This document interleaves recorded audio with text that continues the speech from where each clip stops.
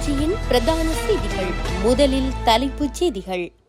நிறைவுக்கு கொண்டுவரப்பட்ட கொக்கு தொடுவாய் மனித புதைகுழி அகழ்வு பணி. 52 மனித எச்சங்கள் மீட்பு. வரலாற்றில் முதலில் ஒலிம்பிக் தீபத்தை ஏந்திய யாழ் புலம்பெயர் ஈழத்தமிழர். வைத்தியர் அர்ஜுனா விவகாரம். அரசு வைத்திய அதிகாரிகள் சங்கம் விடுத்துள்ள எச்சரிக்கை. கனடாவில் அதிகரிக்கும் நோய் தாக்கம், விடுக்கப்பட்டுள்ள எச்சரிக்கை. தொடர்பான விரிவான செய்திகள். முல்லைத்தீவு கொக்கு தொடுவாய் மனித புதைகுழியின் 3ஆம் கட்ட அகழ்வு பணி நிறைவிற்கு கொண்டுவரப்பட்டுள்ளது. கொக்கு தொடுவாய் மனித புதைகுழியின் 3ஆம் கட்ட அகழ்வு பணியின் 10வது நாளான நேற்று முன்தினம் 5 மனித எச்சங்கள் முழுமையாக வெளியே அகழ்ந்தெடுக்கப்பட்டுள்ளதுடன் துப்பாக்கிச் சின்னம், திறப்பு கோர்வை ஒன்று மீட்கப்பட்டுள்ளது. 2 கட்டங்களிலும் அகழ்ந்தெடுக்கப்பட்ட 40 மனித எச்சங்களுக்கு மேலதிகமாக 3ஆம் கட்ட அகழ்வு பணியின் போது நேற்றுடன் 52 மனித எச்சங்கள் அடையாளம் காணப்பட்டு அகழ்ந்தெடுக்கப்பட்டுள்ளது.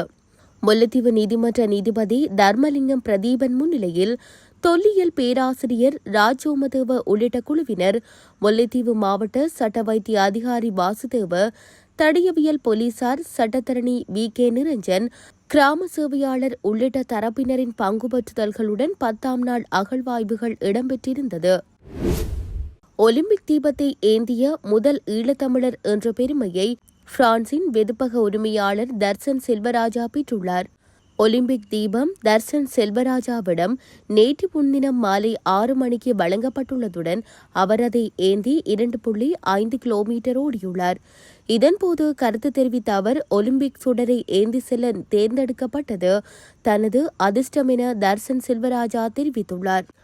மேலும் தன்னை தேர்ந்தெடுத்த பிரான்ஸ் விளையாட்டுத்துறை அமைச்சர் அமேலி அவுடியா எஸ்டீரா உட்பட்ட தெரிவுக் குழுவினருக்கு தனது நன்றியை தெரிவிப்பதாகவும் தர்ஷன் கூறியுள்ளார். ஒலிம்பிக் சுடரை ஏந்தி செல்வதற்கு தெரிவு செய்யப்பட்டுள்ள 10,000 பேரில் ஒருவராக புலம்பெயர் ஈழத் தமிழருமான தர்ஷன் செல்வராஜாவும் தேர்ந்தெடுக்கப்பட்டிருந்த நிலையில் அவர் இந்த சுடரினை ஏந்தி சென்றமை தமிழர்கள் மத்தியில் பெரும் வரவேற்பை பெற்றுள்ளது. ஒலிம்பிக்கின் தாயகமான கிரீஸில் ஏற்றப்பட்ட ஒலிம்பிக் சுடர் பல நாடுகளுக்கு பயணித்து இறுதியாக இந்த ஆண்டு ஒலிம்பிக் போட்டி நடைபெறவுள்ள நாடான பிரான்ஸை வந்தடையவுள்ளது. யாழ்ப்பாணத்தை சேர்ந்த தர்சன் சிறந்த பான் உற்பத்தியாளருக்கான விருதை பாரிஸில் கடந்த வருடம் பெற்றுக் கொண்டிருந்தமை குறிப்பிடத்தக்கது. சாவகச்சேரி வைத்தியசாலை விடுதியிலிருந்து பதில் வைத்திய அத்தியட்சகர் ராமநாதன் அர்ஜுனா இன்று காலை 8 மணிக்கு முன்னதாக வெளியேற்றப்படாவிட்டால் அரசு வைத்திய அதிகாரிகள் சங்க கிளையினர் பணிப்புறக்கணிப்பு போராட்டத்தில் குதிப்போம் என எச்சரிக்கை விடுத்துள்ளனர். சாவகச்சேரி ஆதார வைத்தியசாலை அரசு வைத்திய அதிகாரிகள் சங்கத்தினர் வெளியிட்ட ஊடக அறிக்கையில் இந்த விடயம் தெரிவிக்கப்பட்டுள்ளது. மேலும் அந்த அறிக்கையில் சாவகச்சேரி ஆதார வைத்தியசாலை வைத்திய அத்தியட்சகராக ராமநாதன் அர்ஜுனா நியமிக்கப்பட்டதன் பின்பு ஏற்பட்ட பிரச்சினைகள் யாவரும் அறிந்த ஒன்று.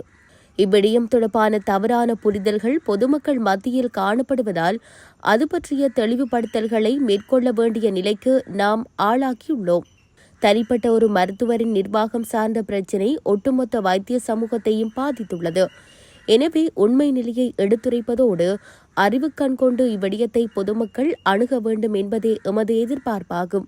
வைத்தியர் ராமநாதன் அர்ஜுனா பதவியேற்ற பின்னர் அங்கு கடமையாற்றிய அனைத்து வைத்தியர்களும் ஒருமித்த குரலில் வைத்தியசாலையை விட்டு வெளியேறி தொழிற்சங்க நடவடிக்கையில் ஈடுபட வேண்டிய நிர்பந்தம் ஏன் ஏற்பட்டதென்றும், காலக்கெடின்றி விடுதியிலிருந்து கடமையாற்றிய வைத்தியர்களை உடனடியாக வெளியேற்றும் சர்வாதிகார முறையினை பிரயோகித்தது சரியா எனவும் நீங்கள் ஏன் சிந்திக்க மறந்தீர்கள்? ஒரு வைத்தியராக நோயாளிகளுக்கு தேவையான பாதுகாப்பான சிகிச்சையை வழங்க முடியாமல் போகும் பட்சத்தில் தொடர்ந்து அங்கு பணியாற்றுவது என்பது முடியாத ஒன்று. நோயாளர்களது உயிருக்கு உத்தரவாதம் இல்லாத நிலையில் அங்கு பணியாற்ற முடியாத நிலைக்கு வைத்தியர்கள் தள்ளப்பட்டுள்ளனர். அதே நேரம் உடனடியாக பணிப்புறக்கணிப்பையும் அவர்கள் மேற்கொள்ளவில்லை.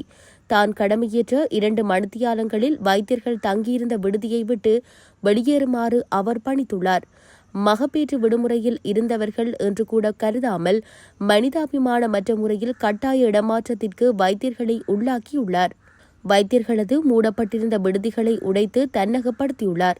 இவரது அதிகார தோரணையும் அட்டூழியங்களையும் தட்டிக்கேட்ட வைத்தியர்களை உளரீதியாக பாதிப்பிற்கு ஆளாகும்படியான தகாத வார்த்தைகள் பிரயோகங்களால் பேசியதுடன் தனது அதிகாரத்தை பயன்படுத்தி கட்டாய இடமாற்றங்களையும் வழங்கியுள்ளார். இதனால் வைத்தியர்கள் பெரிதும் பாதிக்கப்பட்டுள்ளனர். வைத்தியர்கள் மீது இவர் கொண்டிருந்த தனிப்பட்ட காழ்ப்புணர்வுகளே இவரது சர்வாதிகாரத்தனமான செயற்பாடுகளுக்கு காரணமாகியுள்ளதென அதில் குறிப்பிடப்பட்டுள்ளது. கனடாவின் ஒன்றாரியோ மாகாணத்தில் குரங்கம்மை நோய் தொற்றாளர்கள் அதிகரித்துள்ளதாக அந்நாட்டு ஊடகங்கள் எச்சரிக்கை விடுத்துள்ளது.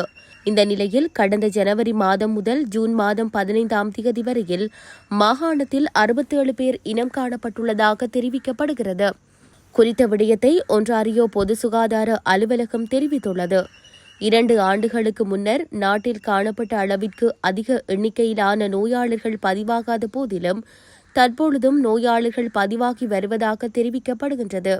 அண்மையில் ஒன்றாரியோவில் பதிவான குரங்கம்மை நோயாளர்களில் 95% ஆண்கள் என்பதும் குறிப்பிடத்தக்கது.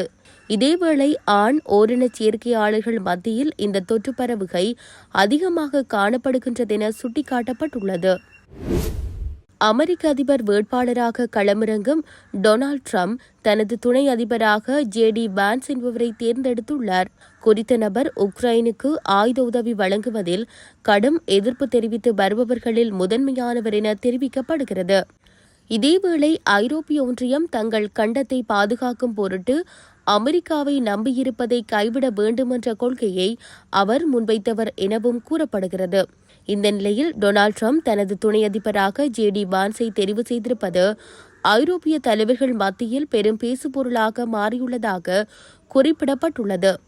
அத்துடன் அமெரிக்காவின் அதிபராக டொனால்ட் ட்ரம்ப் பதவியேற்றால் ஜேடி வான்ஸ் உக்ரைனுக்காக உதவிகள் அனைத்தையும் ரத்து செய்வார் என்று கூறப்படுகிறது.